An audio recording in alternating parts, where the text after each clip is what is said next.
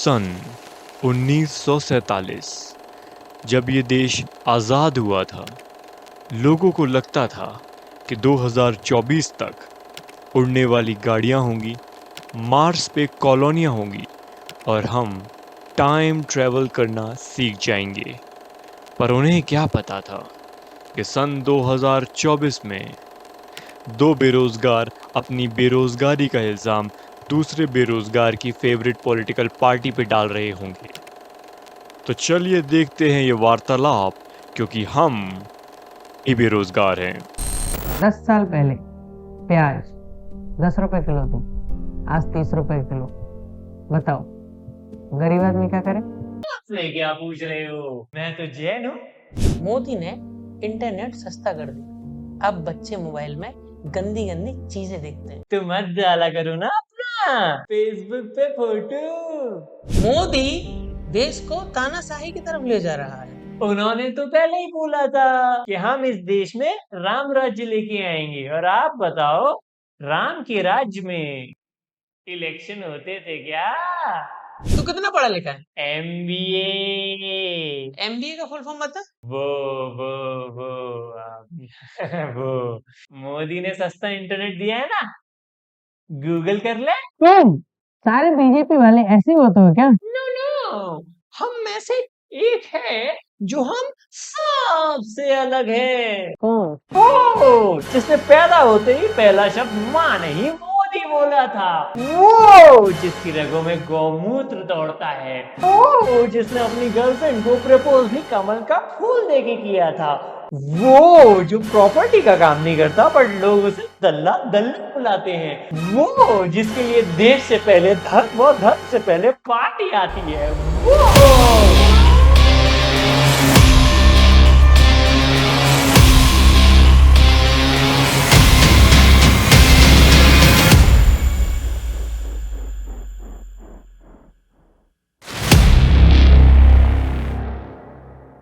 Hello जुगनुओ। अरे देखो ये जिंदा है। यूट्यूब का पासवर्ड याद आ गया। अरे देखो ये जिंदा है। कहाँ थे भाई? अरे देखो ये जिंदा है। नाइस वीडियो, बट अगली वीडियो कब आएगी? अरे देख, चुप, बिल्कुल चुप, चुपचाप बैठो और चुटकुले सुनो।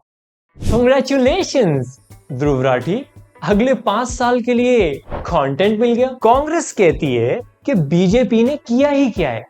एक बात बताओ, उन्होंने कुछ नहीं किया, फिर भी वो 3 बार लोकसभा इलेक्शन जीत गए। तो मुझे एक चीज समझ में नहीं आ रही कि तुमने ऐसा क्या किया कि तुम तीनों बार हार गए। कुछ लोग कहते हैं कि बीजेपी रिलीजन के नाम पे नफरत फैला रही है। Nice nice. रिलीजन के नाम पे नफरत कौन फैला रहा है ये तुमको 10 साल में समझ में आ गया, पर रिलीजन के नाम पे आतंकवाद कौन फैला रहा है ये 1400 साल में समझ में नहीं आया। इंडिया अलायंस में 3 बड़ी पार्टीज हैं और एनडीए अलायंस में 1। और फिर भी कुछ लोग हम पे ब्लेम डालते हैं कि हम माइनॉरिटीज को सपोर्ट नहीं करते। मोदी जी सेविंग्स के बारे में बहुत सोचते हैं, क्योंकि जब कोई प्राइम मिनिस्टर किसी स्टेट को विजिट करता है ना, तो उसमें कम से कम 25 करोड़ का खर्चा आता है। और उसी खर्चे को बचाने के लिए मोदी जी पिछले 1 साल में एक बार भी मणिपुर नहीं गए। India is a strange country. इस देश को एक देशवासी से वोट डलवाने के लिए 500 रुपए का खर्चा आता है, पर उसी देशवासी की दिन भर की इनकम 250 रुपए है। इंडिया इज अ कंट्री जहां एक इंसान से ज्यादा उसके ओपिनियन की वैल्यू है। और फिर लोग बोलते हैं कि इस देश के लोग इतना ज्ञान क्यों चोटते हैं। मुझे पॉलिटिशियंस की एक बात तो बहुत अच्छी लगती है, मैं बचपन से सुनता आ रहा हूं। लोग बोलते हैं कि एक पॉलिटिशियन बनने के लिए कोई क्वालिफिकेशन क्यों नहीं लगती, एक पॉलिटिशियन बनने के लिए कोई क्वालिफिकेशन क्यों नहीं लगती।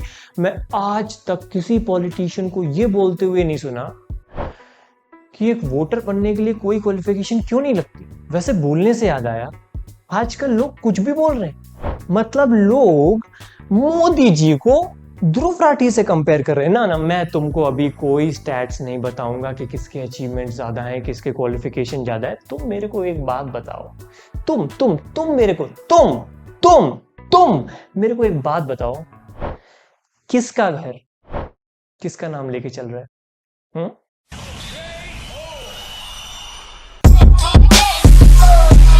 मोदी जी की वजह से मेरी सेविंग्स नहीं हो पा रही। क्यों? यूपीआई। हर दूसरे दिन एक तीसरा दोस्त फोन करके बोलता है भाई 100 रुपए डाल दे, भाई 100 रुपए डाल दे यार, भाई 100 रुपए डाल दे, भाई 80 रुपए डाल दे।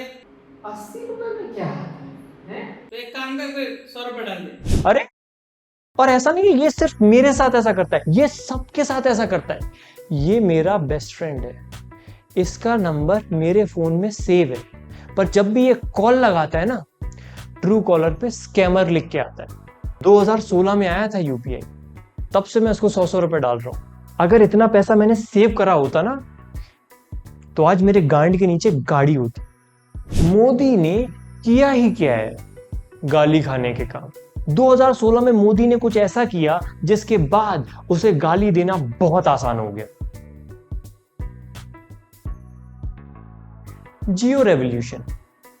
2014 में 1 GB इंटरनेट 200 रुपए का आता था, आज 10 रुपए का आता है। ऐसा नहीं है कि 2014 से पहले लोग प्राइम मिनिस्टर को क्रिटिसाइज नहीं करते थे, बस इंटरनेट पे नहीं करते थे। पापा मेरा रिचार्ज करवा दो। रिचार्ज? वो तो पिछले हफ्ते ही करवाया था, 1 महीने का, पूरा 1 GB। कहाँ गया? पापा वो मनमोहन जी की एक फॉरेन पॉलिसी मुझे पसंद नहीं आई थी, तो मैंने उनके खिलाफ फेसबुक पर वीडियो डाल दी।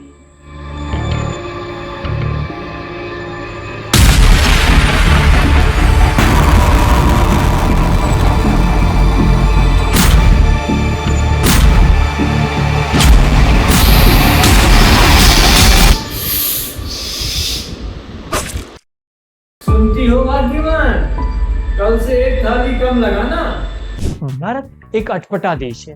यहाँ अगर 30 बच्चों की क्लास में अगर कोई बच्चा फर्स्ट आ जाए तो उसके माँ बाप ऐसा सेलिब्रेट करते हैं जैसे कि उसने मार्स पे जीवन ढूंढ लिया हो।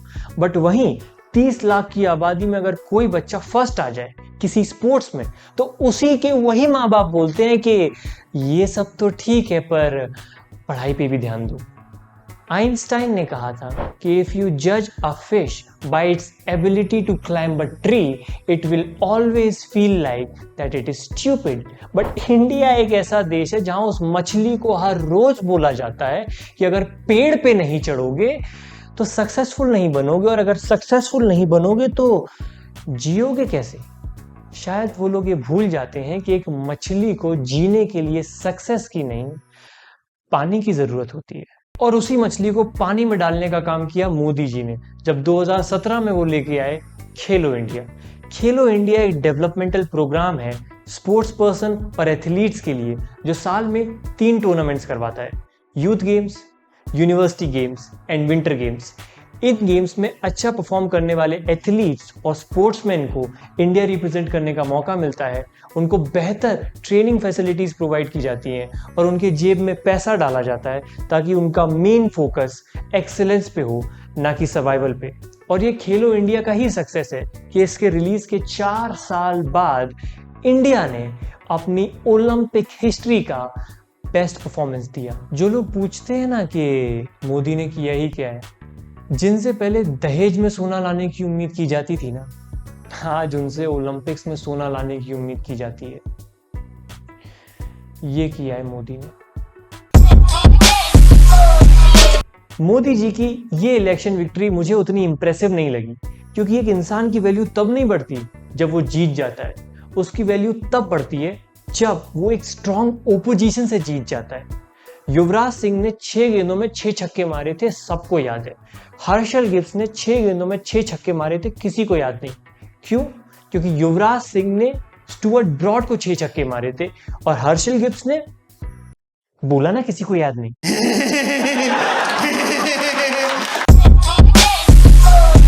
कांग्रेस की एक चीज में तो देखो तारीफ करनी पड़ेगी, उन्होंने इस देश को एक नया स्टार्टअप दिया है। पहले लोग पैसा कमाने के लिए क्या करते थे? जमीन खरीदते थे, महंगा होने का वेट करते थे, फिर बेचते थे। सोना खरीदते थे, महंगा होने का वेट करते थे, फिर बेचते थे। स्टॉक्स खरीदते थे, महंगा होने का वेट करते थे, फिर बेचते थे। अब महंगा होने का वेट ही नहीं करना, सीधा कांग्रेस का टिकट खरीदा, बीजेपी को बेच दिया। पिछले 10 सालों में बीजेपी ने इतने कैंडिडेट्स के टिकट खरीदे हैं ना कि इतने तो ऑडियंस ने स्वरा भास्कर की पिक्चर के टिकट नहीं खरीदे। ड्यूरिंग इलेक्शन अमित शाह जी का एक ही स्लोगन होता है, टिकट आप दो, पिक्चर हम दिखाएंगे। राहुल गांधी को तो अब ये कंफर्म हो चुका है कि वो किसी हॉरर फिल्म के अंदर है, क्योंकि पता नहीं कब कौन सा साथी छोड़ के चला जाए।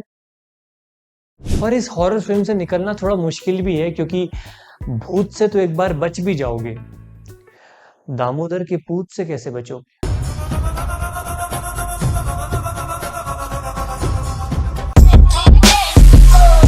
टीएमसी, इस पार्टी ने कुछ ऐसा किया जो आज से पहले भारत के इतिहास में कभी नहीं हुआ था।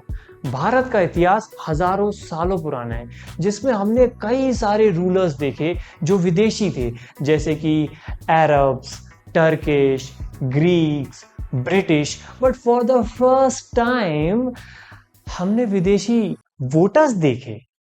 ये विमेन एम्पावरमेंट गलत डायरेक्शन में नहीं जा रहा? नहीं, मतलब इंदिरा गांधी ने बांग्ला को पाकिस्तान से अलग किया था, ममता बनर्जी बांग्ला को हिंदुस्तान से अलग करने में लगी हैं। और मेरे को एक चीज समझ में नहीं आती, ये बांग्लादेशियों में लॉयल्टी नाम की कोई चीज नहीं होती क्या? नहीं, मतलब जिस देश ने आपको राष्ट्रीय गान दिया, आप उसी राष्ट्र की गान लेने में लगे हो। मध्य प्रदेश की 90% पॉपुलेशन हिंदू है, बट इलेक्शन के फर्स्ट फेज में 50% से भी कम लोग वोट डालने गए। भाई, dear Hindus, please wake up. मेरे को कोई इंटरेस्ट नहीं है विवेक अग्निहोत्री की एक और पिक्चर देखने में, please. In the end I just want to say one thing, dear Mamata Banerjee, TMC, I am really happy for Kejriwal, क्योंकि फाइनली वो एक ऐसी जगह पहुंच ही गए जहां सब कुछ फ्री है। आम आदमी पार्टी इकलौती ऐसी पार्टी है जिनके सेकंड चैनल पे मेन चैनल से ज्यादा सब्सक्राइबर्स हैं। केजरीवाल ने दिल्ली में दारू पीने की एज 25 से घटा के 21 कर दी है। नाइस, नेक्स्ट जनरेशन पे काम चल रहा है कि कैसे उन्हें फ्री भी बनाए। मोदी जी को दिल्ली और केजरीवाल को गुजरात में इलेक्शन जीतने में कोई इंटरेस्ट नहीं है, कोई भी इंटरेस्ट नहीं है, क्योंकि मोदी ने गुजरात में कुछ पीने के लिए नहीं छोड़ा, केजरीवाल ने दिल्ली में कुछ खाने के लिए नहीं छोड़ा। दिल्ली के चीफ मिनिस्टर के जेल जाने के बाद अब दिल्ली का सारा काम आतिशी जी को करना पड़ रहा है। एक सेकेंड, आदमी के जेल जाने के बाद पूरी जिम्मेदारी महिला पे आ गई है, और क्योंकि आदमी थोड़ा सा दारू की वजह से ऊपर नीचे हो गया। अरे मम्मी, ये तो सुना सुना लग रहा है ना। बीजेपी कांग्रेस के पॉलिटिशियन खरीद के उनके सारे क्रिमिनल केस खत्म कर देती है। वो क्रिमिनल्स कांग्रेस में कर क्या रहे थे? मोदी ने इलेक्टोरल बॉन्ड्स के नाम पर प्राइवेट कंपनी से पैसा लिया। शो मी वन पार्टी जिसने नहीं लिया है। कोई मोदी को वोट नहीं देता, वो तो ईवीएम हैक करके इलेक्शन जीत जाता है। Okay, nice point, but EVM तो कांग्रेस लेके आई थी। मोदी राम के नाम पर वोट मांगता है। तो रोका किसने? कांग्रेस भी मांग ले राम के नाम पे वोट। उनके में हराम है। क्या? कुछ नहीं। मोदी आरएसएस का बंदा है, वो देश को हिंदू राष्ट्र बनाना चाहता है।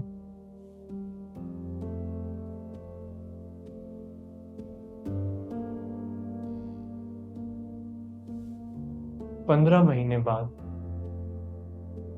आरएसएस को बने हुए 100 साल हो जाएंगे। 100 सालों में आरएसएस एक हिंदू राष्ट्र नहीं बना पाई, जबकि इन्हीं 100 सालों में 5 इस्लामिक कंट्रियां बनी, जिसमें से 2 तो इसी देश को काट के बनी। आपको पता, अगर आप नहीं चाहते हो कि आपकी चोरी पकड़ी जाए, तो सबसे पहले सबको जाके आप ही बता दो कि चोरी हुई है। Let's talk about diplomacy. अभिनंदन ने पाकिस्तान में घुस के पाकिस्तान के फाइटर जेट को ठोका था। मोदी उन्हें 2 दिन में वापस ले आया। इंडिया के 8 नेवल ऑफिसर्स को कतर में जासूसी के आरोप में मौत की सजा सुना दी थी। मोदी उन्हें 20 दिन में वापस ले आया। सरबजीत, एक कॉमन इंडियन फार्मर, गलती से पाकिस्तान चला गया था। कांग्रेस उन्हें जीते जी वापस नहीं ला पाई। The only Indian who successfully came from Pakistan during Congress regime was Jethalal. लोग उस पार्टी को क्रिटिसाइज करते थे कि तुमने जो बोला वो नहीं किया। लोग इस पार्टी को क्रिटिसाइज करते हैं कि तुमने जो बोला वही किया। मोदी का फेलियर तुम्हारी सक्सेस से बड़ा है। बट मुझे मोदी जी की एक चीज बिल्कुल अच्छी नहीं लगती, वो अपनी हर गलती का इल्जाम नेहरू जी पे डाल देते हैं। मतलब आप अपनी हर गलती का इल्जाम नेहरू जी पे कैसे डाल सकते हैं? मतलब अपनी कुछ गलती का इल्जाम तो गांधी जी पे डालो। कश्मीर में एक गांव है जहां आजादी के बाद पहली बार बिजली मोदी जी लेके आए थे। उससे पहले वहां रोशनी के नाम पे सिर्फ अल्लाह का नूर था। India is going global in the truest sense. पहले यूपी की बात बंबई के लोग नहीं करते थे, आज जर्मनी के लोग कर रहे हैं। Let's talk about Dhruv Rathee for a minute. कुछ लोग अभी भी मानते हैं that he is not paid by the opposition. Just give me a minute, just give me a minute, think about it. एक यूट्यूबर जिसके 1 लाख व्यूज आते हैं वो स्पॉन्सर से 20,000 रुपए चार्ज कर सकता है। 1 मिलियन तो 2 लाख। ध्रुव राठी के on an average 10 million views आते हैं, दैट मीन्स 20 लाख रुपए, प्लस उसमें ध्रुव राठी का ब्रांड वैल्यू भी ऐड कर दो, मतलब 25 लाख रुपए। ध्रुव राठी ने पिछली 4 वीडियोस में एक भी स्पॉन्सर नहीं लिया है। एक बंदा जो YouTube शॉर्ट में भी कुक्कू FM प्रमोट कर देता है, उसने 1 करोड़ के स्पॉन्सर को मना कर दिया। क्यों? महाकवि संत पुलिंदर दास ने कहा था, if there is no sponsor in the video is sponsored. Dhruv Rathee ने यह दावा किया है कि सारे मीडिया चैनल्स बिके हुए हैं और वो ना तो बिका हुआ है ना ही बिकेगा। ये लास्ट लाइन मुझे थोड़ी सी प्रॉब्लमेटिक लगी। मतलब मैं ना ही बिकूंगा, ये कन्विक्शन कहां से आ रहा है? ये कन्विक्शन कहां? खैर छोड़ो, ये फालतू बात है। मैं तुमको एक बढ़िया बात बताता हूँ, तुम्हारे जीवन में काम आएंगी। काफी सारे जानवर ना दूध देते हैं, जैसे कि गाय, भैंस, बकरी। आप किसी भी दूध में अगर एक नींबू निचोड़ोगे ना तो वो फट जाएगा। किसी भी दूध में नींबू निचोड़ोगे ना फट जाएगा। पर एक दूध ऐसा है जिसमें नींबू तो छोड़ो, आप पूरा संतरा भी निचोड़ दोगे ना तो नहीं फटेगा।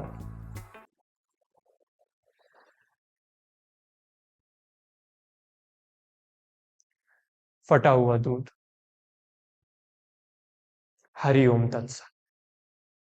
नए सफर पे चला हूँ मैं, लगे प्यारा हर कदम मुझे, ढलते सूरज के संग हाँ चला हूँ मैं, ये खुशी मैं छिपाऊं कैसे, क्योंकि हम जब से चले हैं संग तुझे के, कितनी भी दूरियां हो चाहे, जो कहानी हम सुनाए तुमको हंसाए, दिल खुशी से झूमेगा, तो कह दो अब चला हूँ मैं। गालियाँ तो मैं बकूंगी,